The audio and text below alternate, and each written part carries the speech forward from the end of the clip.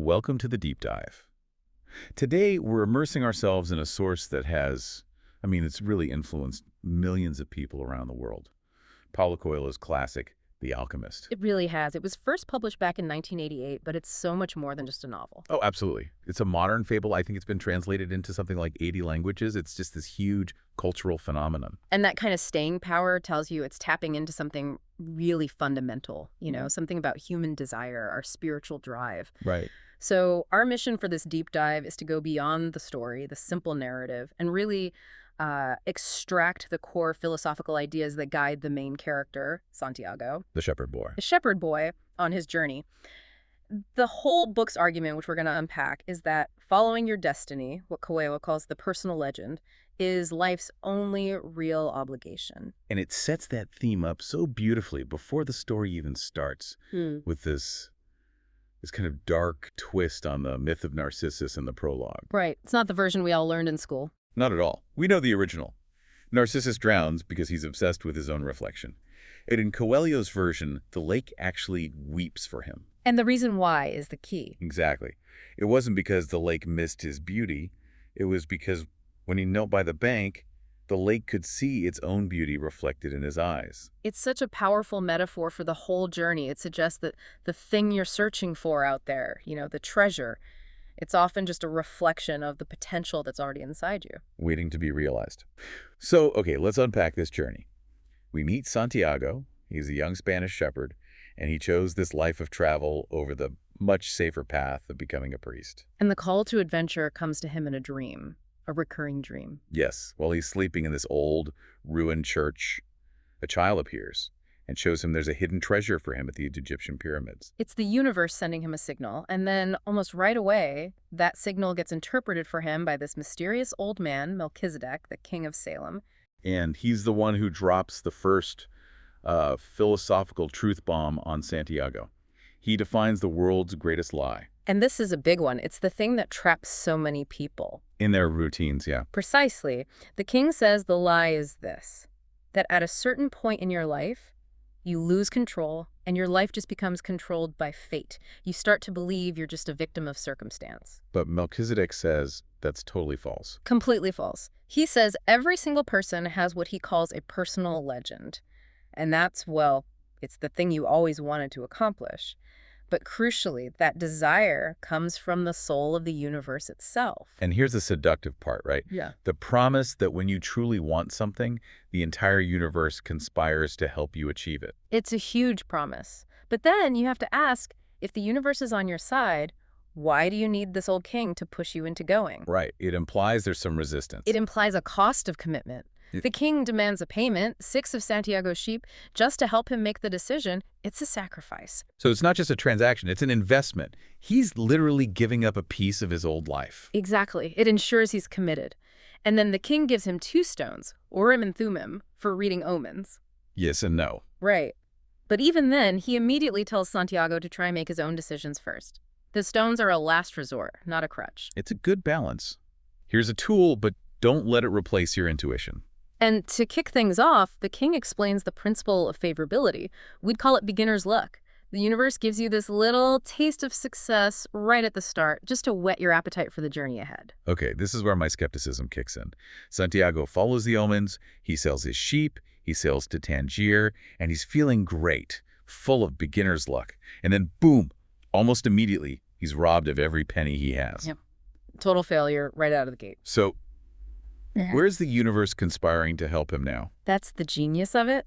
The universe conspires, yes, but human naivete is still a real thing. The robbery isn't the universe failing him, it's the first test. It forces him to see things as they are. He has that great line, I see the world in terms of what I would like to see happen, not what actually does. Exactly.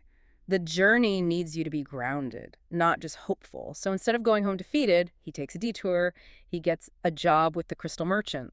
And this character is such a perfect foil for Santiago's whole mindset.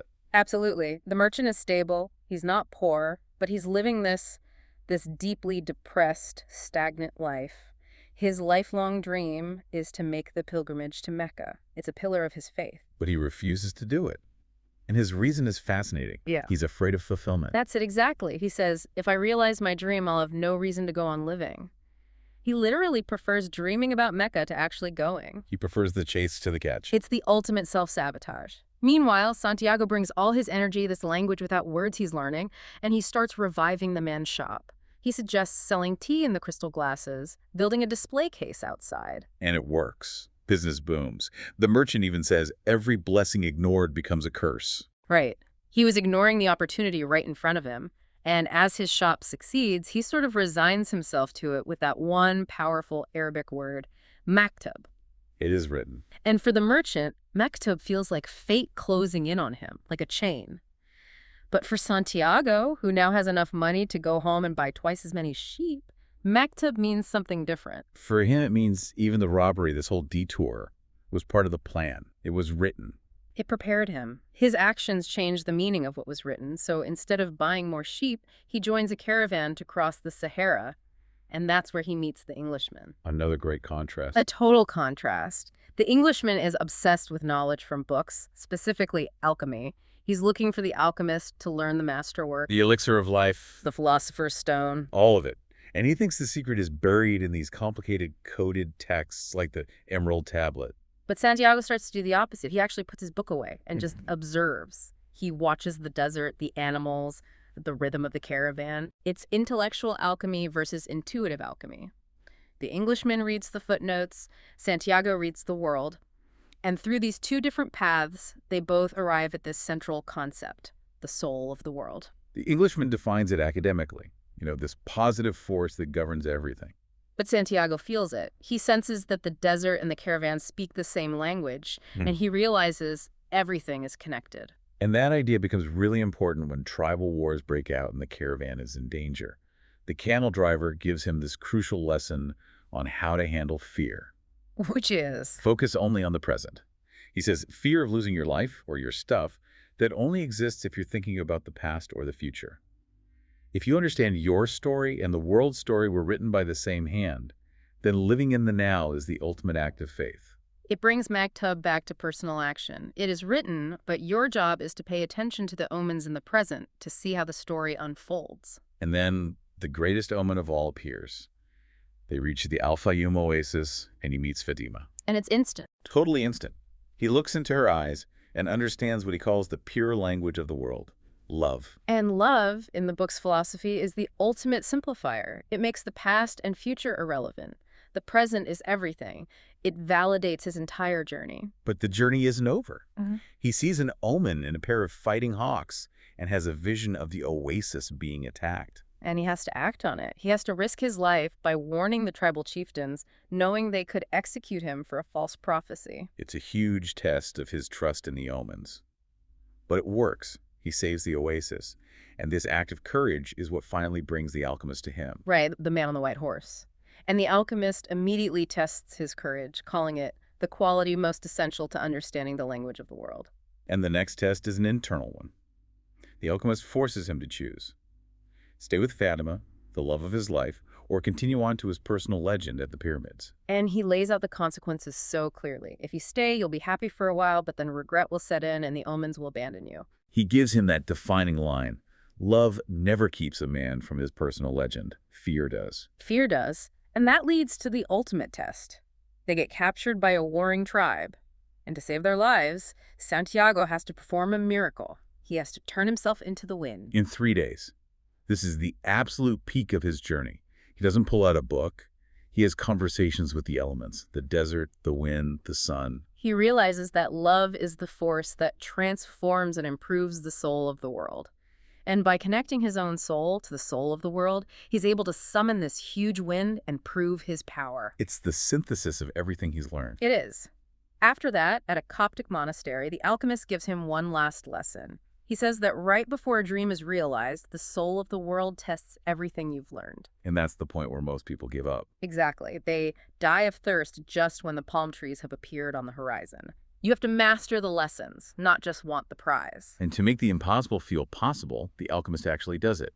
He turns lead into gold right there in the monastery. He does. And then he gives Santiago a piece of it, and he says something really chilling, a proverb. Everything that happens once can never happen again, but everything that happens twice will surely happen a third time. He's reminding him he was robbed once by the thief and a second time by the general who took his other gold. The alchemist knows there's a third test coming. The journey isn't over. So Santiago, he finally makes it. He reaches the pyramids. He follows an ominous scarab beetle and starts digging where his tears fall. He digs all night and finds nothing. And just as predicted, the third test arrives. Robbers. They beat him. And just when it seems like it was all for nothing, the leader of the robbers mocks him. He says he's a fool for following a dream. The irony is just, it's perfect. It's perfect. Yeah. The leader says he too had a recurring dream years ago about a treasure hidden back in Spain, under a sycamore tree in a ruined church where shepherds sleep. The exact spot where Santiago's journey began. He had to cross a continent just to learn the treasure was in his own backyard the whole time. Yeah. And that's the ultimate takeaway. The physical treasure was always there. The journey was necessary for him to gain the wisdom to understand the final omen from the thief's story. He learned the language of the world. He mastered fear. The journey was the treasure. So he returns, uses the gold the alchemist gave him, and finds a chest of Spanish gold coins right under that sycamore tree. He's rich in every possible way. He has the treasure, the wisdom, and Fatima waiting for him. He is a completely transformed man. But let's go back to that proverb from The Alchemist. Everything that happens twice will surely happen a third time. Santiago had 2 major losses, which were tests, but now he has this immense wealth and love. Which leaves us with a final thought, a provocative question for you. Santiago found his treasure by returning to where he started, but as a different person. Now that he has everything he thought he wanted, what might that third time be for him? What final spiritual test awaits a person who has truly achieved their personal legend? And what treasures might you find if you returned, fully transformed, to the place where you began?